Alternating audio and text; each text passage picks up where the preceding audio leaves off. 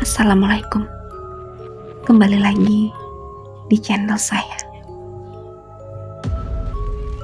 Sebelumnya, yang belum subscribe, tolong subscribe dan aktifkan tanda loncengnya supaya kamu tidak ketinggalan cerita-cerita menarik dari saya. Dani mengeluarkan tusuk konde dari dalam saku celananya. Dari mana kamu mendapatkan itu? Nyi Darsia terbelalak melihat apa yang ada di tangan Dani. Kenapa kamu pucat melihat tusuk konde ini? Sangat pentingkah ini untukmu? Ejek Dani. Kembalikan. Jangan kurang ajar kamu, Dani. Bentak Nyi Darsia. Apa? Kembalikan. Enak saja. Susah payah aku mendapatkannya. Dan kamu memintaku untuk mengembalikan tusuk konde ini. Seistimewa apakah tusuk konde ini? Nyi Darsia berdiri. Ia merebut tusuk konde itu dari tangan Dani. Namun Dani dengan gesit berhasil menghindari Nyi Darsia. Nyi Darsia meradak. Wajah cantiknya berubah menjadi buruk rupa dan berubah menjadi hitam. Jelek sekali kamu, Nyi Darsia. Pria mana yang mau berhubungan denganmu? Sudah buruk rupa, hantu pula. Dani memancing kemarahan hantu penari itu. Baru kamu pria yang mengatakan aku buruk rupa. Berani sekali kamu mengatakan itu. Dasar setan. Sudah mati tapi nggak sadar juga. Cantik itu sewaktu kamu masih hidup. Sekarang sudah mati. Apa yang bisa dibanggakan dari wajah buruk rupa itu? Sudah mati tapi nggak tahu diri. Mulut Nyi Darsia komat kamit. Tiba-tiba saja hembusan angin yang sangat kencang datang dan mengobrak-abrik rumah Mak Ijah. Bahkan Dani hampir jatuh jika ia tidak berpegangan. Baca doa, Dani, dan lakukan apa yang sudah aku beritahukan kepadamu. Hantu penari itu akan sibuk mengeluarkan kekuatannya dan tidak memperhatikanmu. Jangan lama-lama, waktumu tidak banyak. Bisikan di telinga Dani. Dani mengangguk paham. Ia bertahan dari angin yang hampir membuatnya terjatuh. Sedangkan Nyi Darsia menutup mata. Ia sibuk mengeluarkan tenaga dalamnya untuk mengeluarkan semua kekuatannya supaya kualitas mencium. Kesempatan itu tidak Dani sia-siakan. Ia mendekati Nyi Darsia yang menutup mata. Ketika ia sudah dekat, datang sosok-sosok lain berwajah hangus berusaha mendekati Dani. Sebelum mereka mendekati Dani, rupanya Dani menancapkan tusuk konde itu ke jantung Nyi Darsia. Allahu Akbar, ucap Dani lantang sambil menancapkan tusuk konde itu ke jantung Nyi Darsia. Nyi Darsia yang baru membuka mata terkejut. Ia tidak sempat menghindar. Perlahan-lahan tubuhnya berubah menjadi abu hitam. Wanita itu mati untuk kedua kalinya. Hembusan angin kencang dan sosok-sosok hantu berwajah hangus menghilang bersamaan dengan berubahnya wujud Nyi Darsia menjadi abu. Alhamdulillah, ucap Dani penuh syukur. Satu masalah sudah berhasil Dani atasi. Masalah kedua harus menggunakan tenaga ekstra. Tidak akan mudah menghadapi perempuan-perempuan desa Kembang Rejo yang berjumlah banyak. Dani tidak ingin mati sia-sia di desa ini. Oleh karena itu, Dani harus mencari bantuan untuk menghancurkan mereka. Dani keluar melalui pintu belakang. Ia tidak ingin ada yang tahu keberadaannya dan melaporkan kepada Sarti dan Bella. Akhirnya Dani berhasil keluar dari desa Kembang Rejo dengan banyak rintangan. Ini belum seberapa dibandingkan apa yang akan Dani hadapi nanti untuk menghancurkan desa beserta penghuninya. Malam sudah begitu larut ketika Dani keluar dari desa Kembang Rejo. Dari arah berlawanan dengannya terdengar orang bercakap-cakap. Dani menajamkan pendengarannya. Tak jauh di depannya, dua orang sedang berjalan ke arahnya. Gegas Dani bersembunyi di balik pohon. Rupanya Neni dan Mak Ijah yang lewat. Untung saja kedua orang itu tidak melihat Dani tadi. Dari mana Bibi Sumi akan mendapatkan darah untuk Bella dan Bu Sarti? Kalau aku jadi Bibi Sumia, sudah kubiarkan saja mereka berdua itu mati, Bu. Bukankah kamu ingin mereka berdua memohon kematiannya? Iya, Bu. Itu mimpianku, membuat hidup mereka menderita, sampai mereka sendiri memohon untuk kematiannya. Mak Ija dan Neni berjalan menjauh. Hanya pembicaraan tentang Dara dan kematian Sarti dan Bella yang Dani dengar. Apa mungkin Bu Sarti dan Bella sedang sakit? Jika mereka sakit, pasti bukan sakit yang biasa, karena perempuan desa Kembang Rejo sangatlah kuat. Pasti terjadi sesuatu kepada perempuan-perempuan iblis itu, ucap Dani bermonolog. Dani lalu kembali melanjutkan perjalanan. Apa yang dilakukan Mak Ija dan Neni di luar desa? Dari mana mereka berdua? Apa yang terjadi kepada Bella dan Sarti? Bagaimana reaksi Mak Ija dan Neni mendapati rumahnya berantakan dan Dani tidak ada di sana? Dan apa yang dilakukan Bibi Sumia untuk mendapatkan darah untuk Sarti dan Bella? Isi kepala Dani penuh dengan pertanyaan. Hutan yang gelap membuat Dani kesulitan berjalan karena tidak ada penerangan sama sekali. Banyak pasang mata makhluk halus memperhatikan Dani. Ia acuh saja, tidak peduli kepada mereka. Mereka juga tidak mengganggu Dani. Jika Dani tidak lama berada di desa Kembang Rejo, mungkin ia akan takut melihat pemandangan yang mengerikan seperti itu. Makhluk-makhluk halus dengan berbagai wujud dan rupa berjejer di sepanjang jalan dengan wujud mereka yang sangat mengerikan. Mata batin Dani terbuka dengan sendirinya ketika ia berada di desa Kembang Rejo.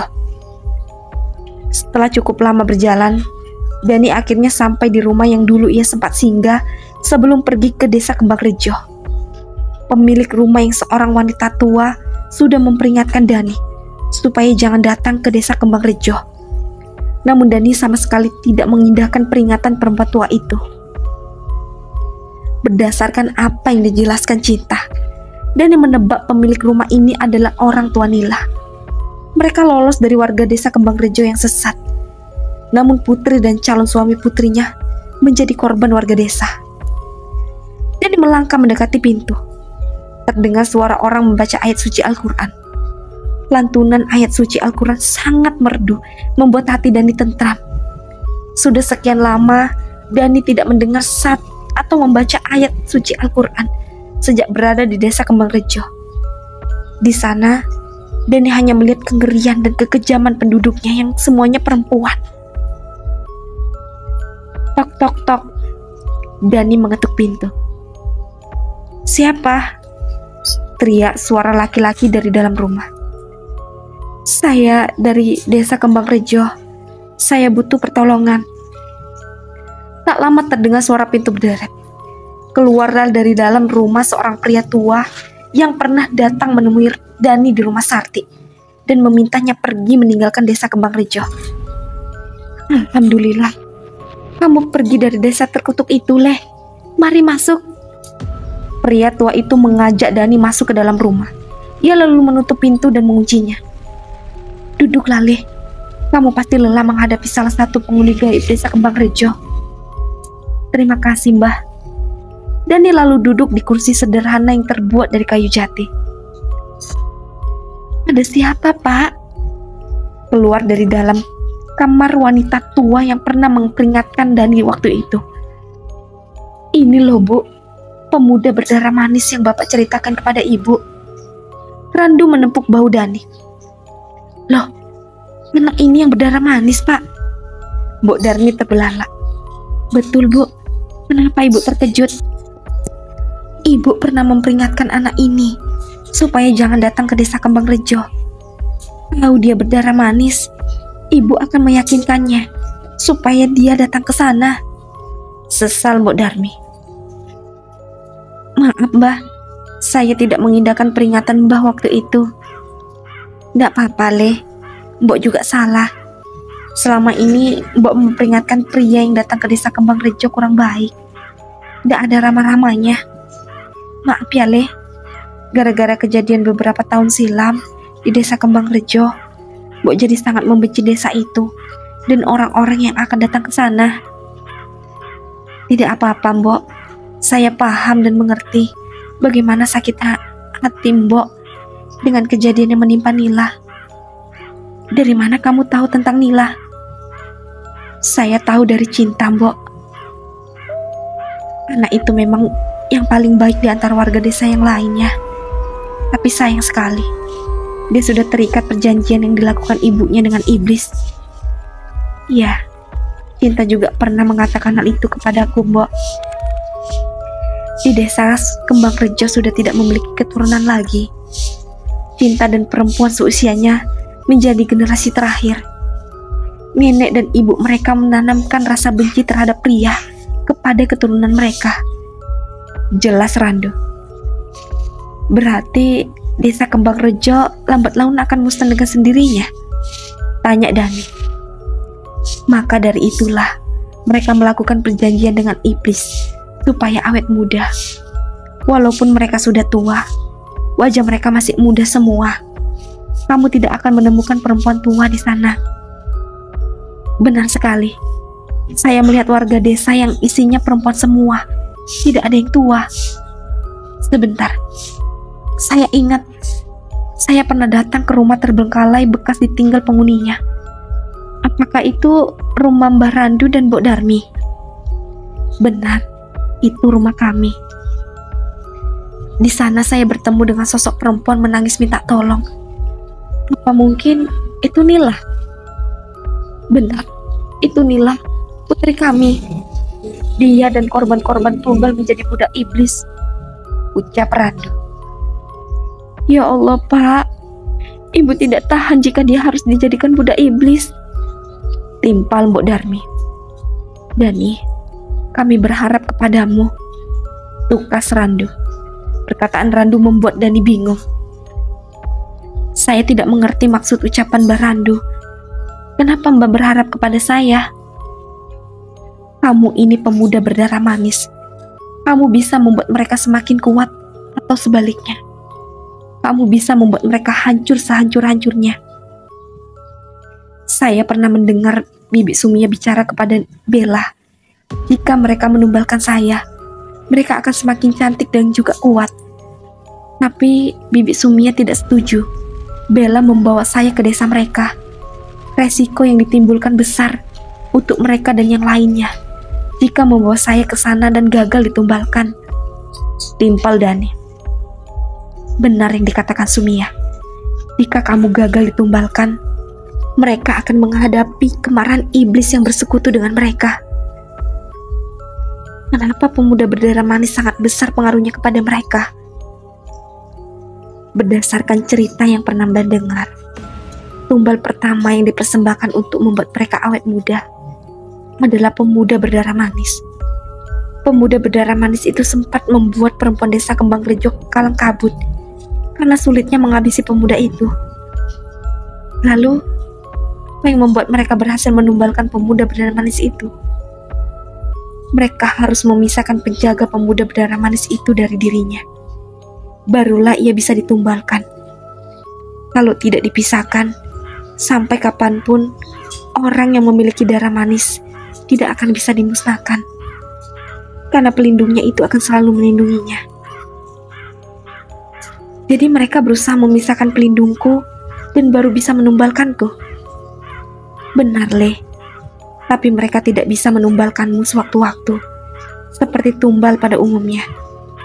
Pemuda berdarah manis hanya bisa ditumbalkan saat bulan purnama. Hanya Bibi Sumia yang tidak menyukai saya di sana. Dia tidak seperti yang lainnya, yang selalu berpura-pura di hadapan saya. Dia bicara terus terang tanpa basa-basi. Saya mulai curiga dengan keluarga Bella dan warga desa Kembang Rejo dari perkataan Bibi Sumia yang ceplos-ceplos.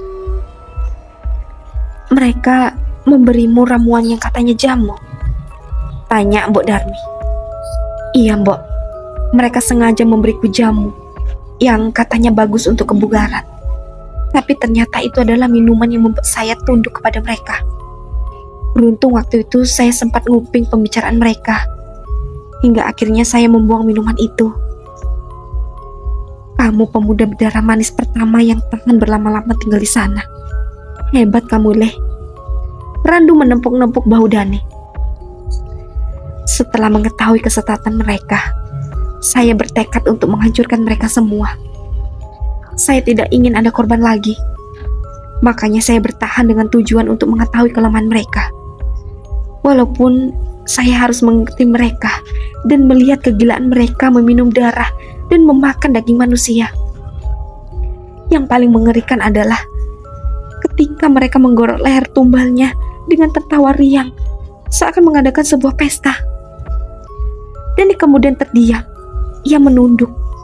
Pikiran menerawang jauh, mengingat kejadian di mana ia tidak jadi menyelamatkan seorang pria yang akan dijadikan tumbal gara-gara dia pria yang tabiatnya buruk. Tanpa terasa bulir bening lolos dari kedua matanya. Sebagai seorang pria, pantang bagi Dani menangis. Namun Dani tidak bisa membendung air matanya karena penyesalannya membiarkan satu nyawa melayang. Mbak tahu pasti berat. Kami juga ingin menghancurkan mereka, tapi tidak bisa sendiri. Butuh seseorang berdarah manis yang bisa menghancurkan perempuan-perempuan terkutuk itu. Saya siap membantu Mbah Randu dan Mbok Darmi menghancurkan desa Kembang Rejo dan penghuninya, ucap Dani mantap. Ada satu benda yang menyimpan kekuatan mereka. Jika kita bisa mengambil benda itu, kita bisa mengalahkan mereka dengan mudah. Tapi Mbah tidak tahu benda apa itu, tukas Randu. Benda yang menyimpan kekuatan mereka. Apa benda itu selalu ada di dalam tempat pemujaan? Benar, Leh. Mbah berusaha untuk menyelinap masuk ke sana dan mencari benda itu. Namun sayang, tidak bisa. Benda itu dijaga ketat oleh makhluk halus. Mungkin benda itu adalah cincin yang saya ambil dari dalam kotak yang terletak di dekat dinding dengan lukisan-lukisan perempuan yang sedang menyembah sesuatu. Benar, Leh. Mungkin cincin itu. Di mana sekarang cincinnya? Aku ketahuan Bibi Sumia dan ketua mereka mengambil cincin itu. Bibi Sumia marah besar kepada saya dan mengambilnya kembali. Sayang sekali, Leh. Tapi ya sudah, tidak masalah. Kita bisa mengambilnya saat pemujaan di bulan purnama yang akan diadakan beberapa hari lagi. Sekarang kamu istirahat saja dulu. Besok kita bicarakan ini lagi. Saat ini pasti kamu lelah dan mengantuk, ucap Randu. Bu, siapkan tempat tidur untuk dia, tita Randu kepada Mbok Darmi. Sebentar, Leh. Mbok siapkan kamar untukmu, timpal Mbok Darmi. Mbok Darmi lalu pergi dari hadapan Dani dan Randu. Pak, sudah siap. Tidurlah di kamar itu, Leh. Mbok Darmi menunjuk salah satu kamar. Baik, Mbok. Mbah, saya pamit istirahat dulu ya. Silakan, Leh. Dani lalu beranjak dari ruang tamu. Ia pergi ke kamar yang sudah disiapkan oleh Mbok Darmi. Tempat tidur sederhana beralaskan kasur tipis. Dani lalu merebahkan tubuhnya. Tak berapa lama ia terlelap. Di rumah Mak Ijah dan Neni dibuat terkejut dengan keadaan rumah yang berantakan dan tidak ada Dani di sana. Dani sudah kabur, Bu. Bagaimana ini? Kurang ajar. Berani-beraninya Dani kabur dari kita. Bagaimana aku menjawab pertanyaan Darsia, Bu? Nani mondar-mandir. Ia sangat panik. Kamu tenang dulu. Coba panggil Nyi Darsia dan minta dia mencari Dani. Hantu penari gatal itu pasti dengan cepat dan akan menemukan Dani, ucap Mak Ijah. Neni mengangguk. Ia lantas memanggil Nyi Darsia. Namun hantu penari itu tidak juga datang. Aneh, kenapa Nyi Darsia tidak datang juga saat aku memanggilnya? Gumam Neni. Coba kamu panggil lagi, tukas Mak Ijah. Neni mengikuti saran ibunya. Ia memanggil Nyi Darsia lagi. Namun tetap saja ia tak datang. Sampai beberapa kali Neni memanggilnya, tetap saja Nyi Darsia tidak datang. Apa terjadi sesuatu kepada Nyi Darsia? Ucap Mak Ijah. Neni mengedikkan bahu. Ia lalu duduk di kursi. Pandangan Neni menyapu keadaan rumah ibunya yang berantakan. Pandangan matanya berakhir pada satu titik. Itu apa, Bu? Tunjuk Neni. Mata Mak Ijah mengikuti arah telunjuk Neni. Itu seperti abu. Mak Ijah berjalan untuk memastikan apakah benar itu abu. Benar, Nduk. Ini abu. Jangan-jangan. Mak Ija tidak melanjutkan perkataannya. Jangan-jangan apa, Bu? Desak Neni. Jangan-jangan ini adalah Abu Nyi Darsia. Bagaimana bisa? Mungkin Dani tahu kelemahan Nyi Darsia dan memanfaatkan kelemahannya untuk menghancurkannya menjadi abu. Dengan begitu, Nyi Darsia tidak bisa dibangkitkan lagi. Coba kamu cari tusuk konde Nyi Darsia yang kamu simpan. Jika tusuk konde itu sudah tidak ada, berarti memang abu ini milik Nyi Darsia. Neni mengangguk. Ia lantas mencari tusuk konde milik Nyi Darsia yang ia simpan. Tidak ada, Bu. Berarti memang abu ini milik Nyi Darsia, dan dia sudah tidak bisa kita bangkitkan lagi, Dok. Bagaimana aku bisa membalaskan dendam dengan sangat kejam jika Nyi Darsia saja sudah tidak ada? Panggil Wadon. Dia yang kamu minta untuk menjaga Dani. Pasti dia tahu sesuatu. Tukas Mak Ija. Benar juga. Pasti Wadon tahu sesuatu, Bu. Nenek lalu memanggilnya Wadon. Tak lama kemudian muncul sosok pocong perempuan. Apa yang terjadi, Wadon? Kenapa rumah jadi berantakan seperti ini? Di mana Dani? Dani sangat kuat. Dia sama sekali tidak ikut kepadaku. Malah aku yang tidak tahan berada di dekatnya. Aku kepanasan dan memilih pergi. Baiklah, kamu boleh pergi. Wadon mengangguk. Ia lalu pergi dari hadapan Neni dan Mak Ija. Ibu sudah mengatakan sebelumnya kepadamu, Dok. Jangan remehkan pria berdarah manis. Mereka memiliki kekuatan yang tidak main-main. Aku pikir dengan meminta Wadon menjaga Dani, semuanya akan baik-baik saja. Seharusnya aku yang melakukan pekerjaanku sendiri. Dani sudah pergi, dan Nyi Darsia sudah tidak bisa dibangkitkan lagi. Sia-sia kesabaranku selama ini, menunggu waktu yang tepat untuk membalaskan dendam kepada Bu Sarti dan juga Bella. Apa yang terjadi kepada Sarti dan Bella bisa kamu manfaatkan untuk membalas dendam. Bella mungkin bisa pulih seperti sedia kala, sedangkan Sarti tidak mungkin. Dia akan sepenuhnya menjadi mudah. Aku tahu itu, Bu. Tapi apa yang bisa aku lakukan? Persulit setiap apa yang mereka ingin lakukan. Sedangkan di tempat Dani, kamu mikirin apa, Le? Saya kepikiran perkataan Mbah semalam yang mengatakan jika selama ini hanya saya, pria berdarah manis yang bertahan tinggal di desa Kembang Rejo. Memang ada pria berdarah manis sebelum saya yang tinggal di sana. Ada 2 orang pria berdarah manis masuk ke desa Kembang Rejo. Tapi mereka terlalu egois dan tidak mau membantu menghancurkan desa terkutuk itu. Mereka pergi meninggalkan desa itu. Iya, mungkin mereka tidak tahan dengan kengerian yang mereka saksikan. Oh iya, kamu harus bersiap untuk beberapa hari lagi. Dani, kamu siap kembali desa ke Kembang Rejo untuk kembali mengambil cincin yang ada disimpan dan di tempat pemujaan mereka? Tanya Randu. Insya Allah saya siap, Mbah. Baiklah, malam ini kita pergi menyelinap ke sana. Kita harus mempersiapkan diri. Kita ambil cincin itu saat mereka lengah. Tapi jangan sampai ketahuan mereka. Apalagi ketahuan saat kita belum mengambil cincin itu, ucap Randu. Baik, Mbah. Kita akan berhati-hati. Mudah-mudahan kita mendapatkan cincin itu tanpa ada halangan yang berarti. Malam ini bulan purnama, bertepatan dengan malam mereka harus menembakkan pria berdarah manis. Karena kamu sudah pergi dari desa mereka, mungkin mereka mencari alternatif lain untuk persembahan tumbal malam nanti. Mbok Darmi membawa nampan berisi singkong rebus dan kopi untuk Randu dan Dani. Alternatif lain, Mbok. Dani antusias dengan ucapan Mbok Darmi. Iya, Le. Mereka punya alternatif lain. Jika tidak mendapatkan pria berdarah manis untuk ditumbalkan di malam purnama. Tungkas Mbok Darmi. Apa alternatif yang mereka lakukan jika tidak menumbalkan pria berdarah manis, Mbok? 10 orang pria biasa sebagai gantinya. Randu menimpali. 10 orang pria, Mbah. Randu mengangguk. Ia lantas bicara.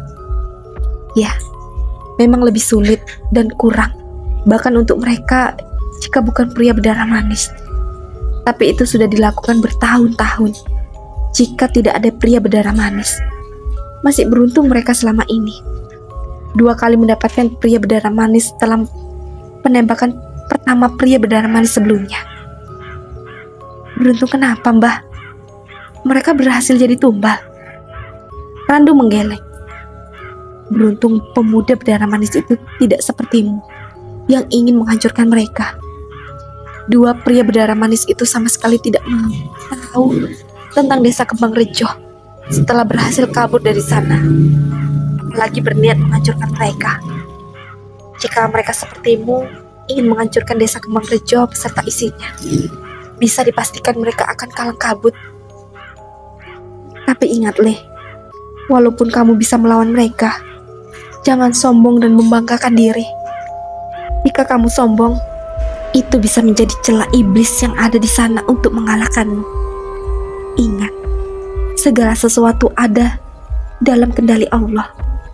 Jika kamu memiliki kekuatan, sumbernya dari Sang Pemilik kehidupan, bukan semata-mata karena dirimu sendiri. Pesan Mbok Darmi. Baik, Mbok. Saya akan selalu ingat pesan dari Mbok. Perbanyak berzikir dan berdoa sebelum kamu dan Mbah pergi ke desa Kembang Rejo. Bukan manusia biasa yang akan kalian hadapi. Pesan Mbok Darmi lagi. Menjelang malam, Dani dan Randu berangkat ke desa Kembang Rejo supaya malam hari mereka bisa ke tempat pemujaan. Mereka menutupi wajah mereka dengan kain supaya kalau ada yang memergoki mereka, tidak ada yang tahu siapa mereka ini. Cukup lama mereka berjalan. Kini kedua orang itu sudah berada di depan gapura desa Kembang Rejo yang lumutan. Kamu siap, Leh? Randu menoleh kepada Dani. Siap, Mbah. Dani mengangguk. Bismillah. Semoga Allah menolong kita dan membersamai kita dalam setiap langkah menuntaskan kejahatan di muka bumi ini, ucap Randu sambil melangkahkan kakinya memasuki desa Kembang Rejo. Bismillah, semoga Allah meridhoi kita, ucap Dani. Begitu memasuki desa Kembang Rejo, udara berubah menjadi sangat dingin. Burung-burung gagak bertengger di atas pohon mengeluarkan suara paraunya, seolah memberitahu penghuni lain tentang kedatangan Dani dan Randu. Mereka seolah mengetahui apa tujuan 2 pria itu ke desa. Riuh suara burung gagak membuat penghuni tak kasat mata mendatangi Dani dan Randu. Mereka datang karena panggilan dari burung-burung gagak itu. Mulai dari pocong, kuntilanak, sampai genderuwo menghalangi jalan Dani dan Randu. Satu persatu makhluk-makhluk itu menyerang Dani secara bergiliran. Pocong menyemburkan ludahnya yang konon katanya bisa membuat luka yang tidak akan sembuh seumur hidup. Beruntung mereka berhasil lolos dari sembulan ludah pocong. Beberapa kuntilanak terbang mendekati mereka, menunjukkan wajah menyeramkan supaya mereka takut. Bulu kuduk Dani berdiri. Suatu hal yang lumrah. Itu reaksi alami yang dikeluarkan manusia melihat sesuatu hal gaib ataupun yang menakutkan. Beruntung Dani sudah terbiasa melihat penampakan sejak tinggal di desa Kembang Rejo. Walaupun takut melihat wujud menyeramkan mereka, tidak menyebabkan nyali Dani.